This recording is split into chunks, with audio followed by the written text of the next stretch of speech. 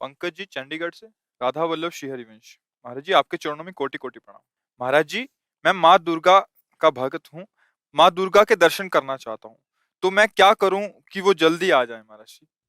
जब बच्चा माँ की गोद में बैठना चाहता है तो सबसे पहला उसका कार्य होता है खिलौने खेलना बंद करता है। माँ उसके पास खिलौने भेजती है।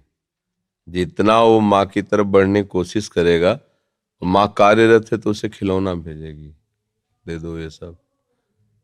वो अगर उन खिलौने से ना खेले, रोए, तो फिर घर के किसी सदस्य को प्रेरणा करती है, बिटिया उठा ले गोद में थोड़ी देर।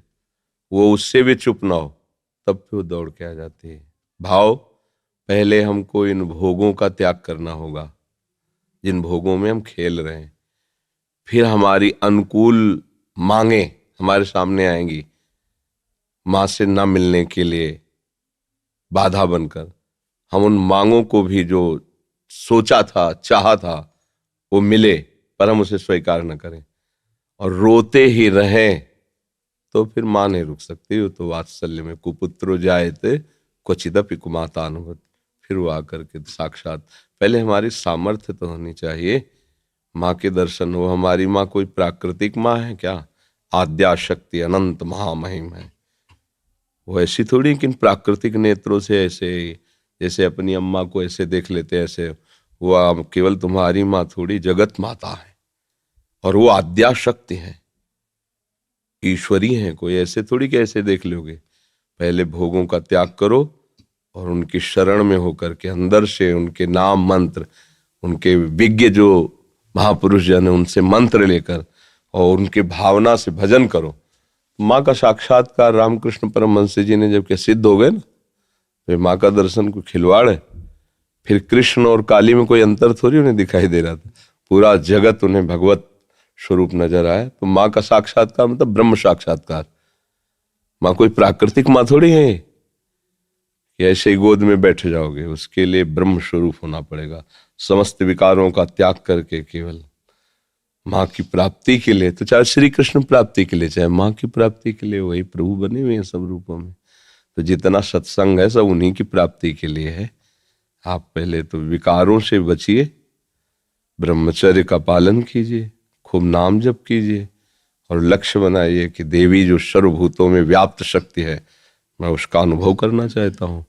वो आ जाएंगी, कृपालु हैं, कृपा करके दर्शन दे। देवी प्रपन्नार्थ हरे प्रसीद, प्रसीद मातर जगतोखिलस्य, प्रसीद विश्वेश्वरी पाहि विश्वम, त्वमीश्वरी देवी चरा चरस्य। हे देवी आप ही चराचर रूप में विराजमान हो। आ गई ना सिद्धांत के सर्वम खलविदम ब्रह्म वासुदेवा सर्वम, आ गया ना। एक ही बात है, वो तत्व तो एक ही है, चाहे उसे माँ कहो चाहे पिता कहो, चाहे दोस्त कहो चाहे प्रीतम कहो। वही सखा है, वही प्रीतम है, वही माँ है।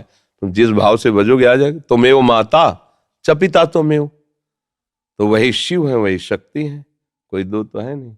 वही माँ है, वही पिता है। आप माँ भाव से भजोगे, हमारे प्रभु माँ भाव से आ जाएंगे। पर उनके आने के लिए जो स्वागत तैयारियां करनी है वो हमें करनी होगी।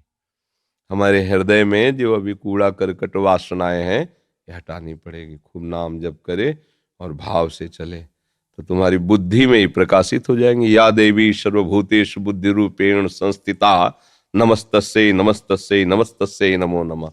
विराजमान हो जाएंगे बुद्धि में। देख मैं आ गई। उनके प्रचंड तेज को कोई सह सके नहीं।